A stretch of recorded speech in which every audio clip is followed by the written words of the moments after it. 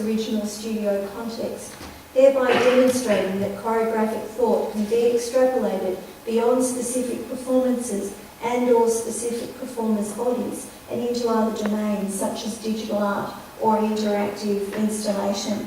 And I think that that's a very interesting idea, and it takes the idea that there is knowledge embedded in practice and attempts to externalise it, usually in visual and in spatio-dynamic ways, because that's the kind of knowledge that it is.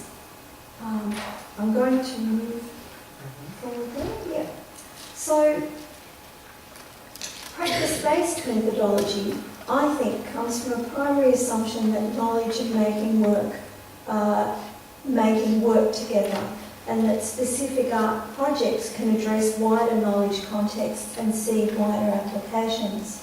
But process is critical, and I think some of my thinking about practice-based research is that if we're going to think about what practice-based research is, then we have to really take seriously what practice is, and practice is invariably inflected by process. Embodied practice is particularly inscribed by process, by history, by training, by assumptions about what dance is, about what it isn't. All of those things come into what a dance practice is, and all of those things are in fact what provokes the anxiety around technology, because it's all of those collective, cultural, artistic elements of dance that I think we sometimes fear will be taken away in the process of reduction in order to analyse. But the thing is, with technology, code, I think, is just as inflected. Just as inflected. When we sit down at the beginning of a project at Motion Lab, and we've got coders, animators, dancers, whoever we might have, app developers, whoever we might have at the table, those first great discussions where everyone goes, yeah, let's do this, yeah, well, let's add this, and we'll have this feature, and that'll be great. Those discussions, I think, really flavour the outcome. And you can look back and you can see, not just because that was a good idea and we kept it all the way through. Sometimes it actually wasn't a good idea, but we never could kind of get it out of the mix. It's like trying to get a stain out of your watch, you know. Somehow it's there in the thinking, and it just never quite comes out, and it shows up in glitches in code which shouldn't be there, except that we were thinking something slightly different when we made those early iterations, and somehow that goes through. So I find that process actually quite similar to dance. Sometimes the very first workshops and the first movement that you make, you know, some of it, you know, the flavour of it stays in there, and sometimes you really wish it wouldn't, but it kind of does. But I think that, you know, how knowledge is generated and configured, and sometimes policed, you know, sometimes some areas are, you know, in a group are somehow off limits, or etc., really affect the tenor of the work.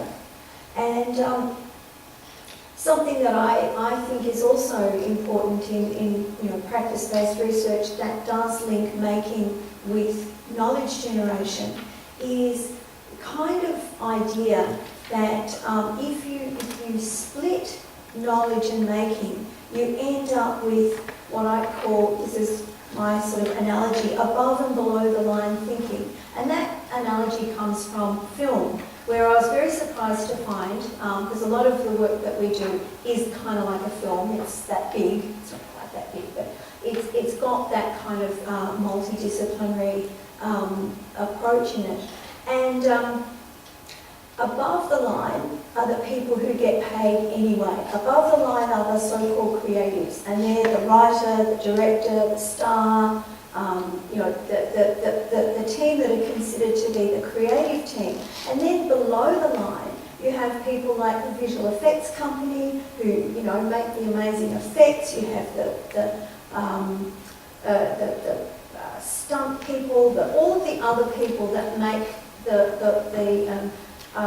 even perhaps cinematography is often below the line, all of that production work is below the line.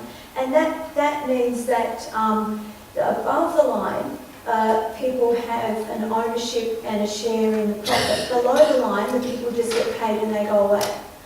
So it's a kind of a real, I see it as a real split between what's the real work, what's the real creative knowledge, you know, what's the really crucial stuff, and what just also kind of has to happen. And just to illustrate, you know, what I see in a digital technology context as being perhaps problematic with that is a story, and this may seem a little out of context, but it speaks to this company called Rhythm and Hues, who many of you probably won't know. Huge visual effects company. They made the visual effects for The Life of Pi.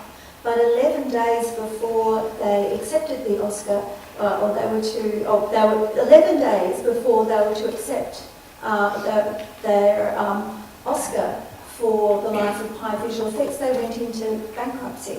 And they went into bankruptcy because in order to get that film to the level that it needed to get to, they spent so much money, they had so much back and forward between the creatives who were driving the direction, and then the company that made the vision went bankrupt because they couldn't meet that endless vision that wanted more and more and more.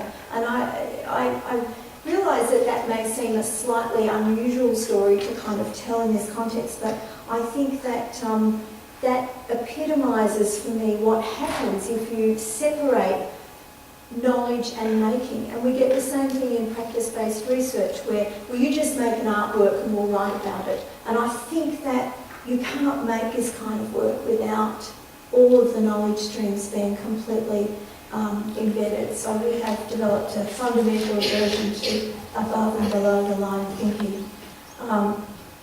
And a concept of distributed knowledge, and I think this is actually critical to practice-based research. I think if you don't have that notion of distributed knowledge across whether it's dance and technology or whether it's any kind of practice-based process, I think you strike trouble.